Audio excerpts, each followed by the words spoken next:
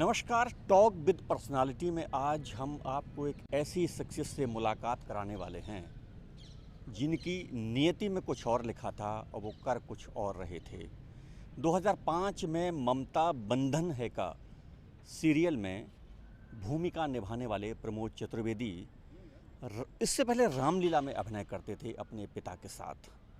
समय बदला, नाटक में काम मिला, नाटक नहीं चला, घर की जिम्मेदारियों ने एक बार फिर कदम घर की ओर खींच दिए। लगभग 17 साल के अंतराल के बाद नरकासुर फिल्म में रोल किया और फिर वापस मुड़कर नहीं देखा। लगातार कदम दर कदम आगे बढ़ते जा रहे हैं प्रमोद चतुर्वेदी। वर्तमान में गांठ उनकी एक वेब सीरीज़ आ रही है जो दिल्ली में हुई एक आत्महत्या पर आधारित है। हम प्रमोद चतुर्वेदी से आपकी मुलाकात करवाते हैं। प्रमोद जी, एक गांठ वेब सीरीज़ आपकी आ रही है, कैसे पहुंचे आप वहां तक? गांठ की कहानी ये है कि ये जो तेलुगु फिल्म नरकासुरा आपने शायद सुना होगा, उसको मैंने शूट कर लिया था। वो जबलपुर में हुआ, उसका मैक्सिमम 60% शूट हुआ। तो मैं जबलपुर में ही था, शूट कंप्लीट हो गया था। बीच में ऑडिशन मैंने भेज दिया था। मुझे यकीन नहीं था कि मेरा होगा, क्योंकि वेब सीरीज़ मैंने किया नहीं था। बाद में एक दिन मैं जबलपुर में था, छत में अचानक कॉल आता है कि Pramod ji, you are selected और सो एंड सो, ये आपका बजट है। तो अच्छा है, उनको ऑडिशन पसंद आ गया। और वो उसके लिए बता दूं कि गांठ जो है, गांठ जमुना पार चैप्टर 1, वो टिपिंग पॉइंट प्रोडक्शन है। उसके जो प्रोड्यूसर्स हैं उनने जमतारा एक बहुत बड़ी वेब सीरीज़ थी, तो वो वही ग्रुप है। तो गांठ में तो आपको अभिनय मिला। मैंने जो पूछा कि आप कैसे पहुंचे वहां तक, तो मैं जानना चाहता हूं कि आपकी जो अभिनय की शुरुआत हुई जी। वो कैसे हुई और कहां तक पहुंची? अभिनय की शुरुआत जो हुई, मैं शायद मैं 11 साल का था, 11-12 साल का। तब से मैं रामलीला में कंटिन्यू काम कर रहा हूँ। पहले मैंने काफ़ी सभी किरदार किए। मेरे पिताजी बहुत अच्छे अभिनेता थे, तो उनसे सीखता रहा और गांव के लोगों से सीखता रहा। स्टेज किया, फिर बाद में जबलपुर में एक नेहरू युवा केंद्र ज़िले का होता है, उसके नाटक किया। थोड़ी बहुत यहाँ पे कार्यशालाएं ली, कोई ऐसा प्रोफेशनल ट्रेनिंग नहीं ली। स्टेज किया, कॉलेज वॉलेज में प्ले करता रहा। तो ये अभिनय की शुरुआत यहाँ से हुई। और 2005 में मैंने एक टीवी सीरियल था ममता बंधन रिश्तों का, उसके प्रोड्यूसर अपने जबलपुर से ही थे। उसमें मुझे काम मिला। उसमें पंकज बेरी और वीरेंद्र सिंह काफ़ी अच्छे एक्टर्स थे। 6 महीने करीब ऑन एयर था, फिर नहीं चला।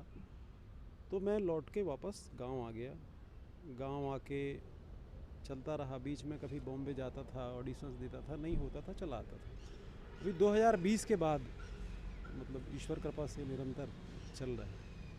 तो ये 15 साल का जो गैप हुआ, जी। क्या कारण रहा कि इतना लंबा गैप आपको रखना पड़ा? गैफ का कारण जो था वो मेन बात ये थी कि मुंबई में सरवाइव करना, जो मैं बोलूँगा, एक तो मेरे साथ जो थोड़ी समस्या है कि मैं 10 लोगों के साथ इकट्ठा नहीं रह सकता। वो मेरी कमजोरी है, जो भी है। मुझे सेपरेट रहने के लिए होना, इस टाइप से, तो मैं वो स्ट्रगल में नहीं कर पाया। और दूसरी बात, मुंबई में रहना और काम भी ना मिले, तो मैं घर से भी उतना संपन्न नहीं था। मैं निम्न मध्यम वर्गीय परिवार से था। जिम्मेदारियां भी थीं, बहनों की शादी करना था, पिताजी अस्वस्थ रहते थे। तो वो सब मैंने कहा, घर की जिम्मेदारियां पहले ज़रूरी हैं, ये अपना कैरियर है, ईश्वर को जो मंजूर होगा देख लेंगे।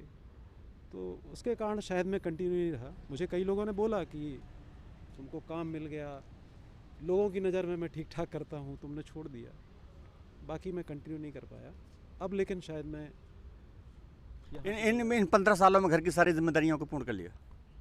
सारी तो नहीं, लेकिन जो मेरे हिस्से में आई तो लगभग पूरी करता जा रहा हूँ।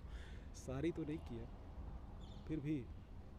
इस बीच घर चलाने के लिए जब 15 साल आप रहे घर पे, तो क्या एफर्ट्स करते रहे? घर में क्या चलाऊँगा? मतलब एक एक्टर जो है वो एक्टिंग के अलावा दूसरे काम करके सफल हो जाते हैं, मैं नहीं हो पाया। मैं I am a failure person. मतलब हर काम में मैं असफल ही रहा। और घर पिताजी चलाते थे, पैतृक थोड़ी बहुत खेती बाड़ी है उससे चलता था।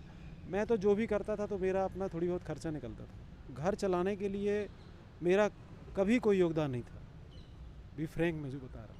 तो हमने ये सुने कि आप पढ़ाते वढ़ाते भी रहे स्कूलों में। हाँ, तो जो पढ़ाता था वो पेट्रोल में चला जाता था बाइक के, हाँ। और खर्चे अपने बॉम्बे जाना है तो खर्चा लगना है, तो पढ़ाता था। अतिथि शिक्षक था तो कितना 6,500 रुपये मिलता था। एक बार बॉम्बे जाना है तो 20,000 रुपये चाहिए, तो घर से ही हेल्प लेता था मैं इतना नहीं कमाया कि मैं घर के लिए कुछ कर पाऊँ। तो कभी बॉम्बे जाने के लिए जो आप घर परिवार से हेल्प लेते थे, तो आपके इस एफर्ट्स में बॉम्बे जाने आने में परिवार का सहयोग रहा या अवरोध रहा? नहीं, मतलब परिवार जो है वो न्यूट्रल था। मतलब पिताजी नाराज़ तो होते थे, लेकिन वो कहीं ना कहीं चाहते थे कि अभिनय में कुछ हो सकता है, लेकिन वो नाराज़ होते थे। हमारी परिस्थिति वैसी नहीं थी। बाकी घर वालों का विरोध भी नहीं कर पाते थे। मेरा नेचर ऐसा था कि मेरा कोई विरोध नहीं करता था। बाकी दुखी होते थे, क्योंकि एक लोअर मिडिल क्लास से बॉलीवुड में एक्टर बनना, मतलब अपने गाँव में शायद कोई सोच पाएगा। मेरे माता पिता बस को मैं नहीं बोलूँगा, कोई भी अपने लड़के को इंजीनियर बनाना चाहेगा। और मैं अपने बारे में बता दूँ, मतलब ये बड़ी बात नहीं है, सन 90 में जनरल को स्कॉलर नहीं मिलती थी, बट मैं स्कॉलरशिप होल्डर स्टूडेंट हूँ। मैंने ब्लॉक टॉप किया, मैं प्रतिभावान स्टूडेंट हूँ। 9 to 12 I have got scholarship bye education department. तो मैं 9वीं से 12वीं मुझे हर साल स्कॉलर मिलती थी। मैं प्रतिभावान स्टूडेंट रहा, तो मुझसे उम्मीदें थीं परिवार की। बाकी वो उम्मीदें मैं शासकीय सेवा में नहीं जा पाया, तो दुखी होते थे। बाकी अच्छा है। नहीं, हम आपकी एक बात से इत्तेफाक नहीं रखते कि आप घर चलाने में असफल रहे जो काम किया, क्योंकि प्रतिभा आपने सुनी, लेकिन नियति में कुछ और लिखा था ना। तो हमें लगता है कि वो असफलता नहीं है, नियति का अपना कदम है कि उसे जहां आपको ले जाना था, आज हमें लगता है आप वहां हैं। बिल्कुल बिल्कुल, मैं मानता हूँ, और निश्चित रूप से डेस्टिनी और नियति को मैं स्वीकार करता हूँ। और मैं आज खुश हूँ। जब मैं पूरा पीछे देखता हूँ कि ये नहीं हुआ, ये सफल नहीं हुआ, मैंने तो 100% देने की कोशिश की, लेकिन आज मैं खुश हूँ। मतलब 3 फिल्में तो मेरी कंप्लीट हो गई, 2 फिल्में, एक वेब सीरीज़, और भी अभी लोगों से बातचीत चल रही है। और डायरेक्टर्स को काम भी थोड़ी बहुत पसंद आ रहा है। अब देखते हैं आगे क्या होता है। आपने ये लुक बना के रखा है वेब सीरीज के हिसाब से रखा है कि यूं ही है? नहीं, वेब सीरीज़, और जो अभी मैंने वरुण धवन के जी के साथ बेबी जॉन की, उसमें भी मेरा यही लुक है। वेब सीरीज़ में भी मेरा यही लुक है। वेब सीरीज़ के शायद और भी पार्ट शूट होने हैं, तो ये लुक जो है वो क्या है, उसके कारण भी कंटिन्यू है। और कोई अच्छा रोल मिलेगा तो कटवा भी लेंगे, कोई दिक्कत नहीं है। एक बहुत ही साधारण परिवार से निकल के आप यहाँ तक गए, मुंबई गए, फिर आए, फिर वहाँ पहुँच गए। बीच में आपका जो गैप हुआ है, ऐसे में बहुत सारे आपके जैसे कलाकार हैं, इस गैप के कारण दोबारा रिटर्न नहीं हो पाते हैं। हाँ। उन लोगों के लिए क्या कुछ कहना चाहेंगे क्या? मैं उन सभी अपने भाइयों के लिए, ना सिर्फ अभिनेताओं के लिए, किसी भी फील्ड में अगर आप दोबारा, आपका पैशन है और आप एंट्री करते हैं, तो मैं एक चीज़ बोलूँगा कि यदि आप अपना 100 नहीं 100+ दे सकते हैं, तो आप लौट जाइए, आपको मंजिल मिलेगी। क्योंकि मतलब मेरा बताना ठीक नहीं होगा, आप लोग फिल्म देखिए, नरकासुर अमेजन प्राइम में है। मैंने कभी जीवन में साउथ की कोई फिल्में नहीं देखी थी।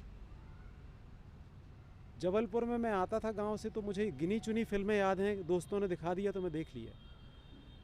लेकिन मैंने अपनी फिल्म के जितने डायलॉग हैं वो 2 दिन में तैयार किए थे। और थैंक यू मेरे हैदराबाद से, मेरे फिल्म में डायरेक्शन में थे ऐसे असिस्टेंट डायरेक्टर पृथ्वी वर्मा जी, कि मैंने तेलुगु जब बोला तो जबलपुर के लोगों को यकीन नहीं हुआ कि मैं जबलपुर का हूँ।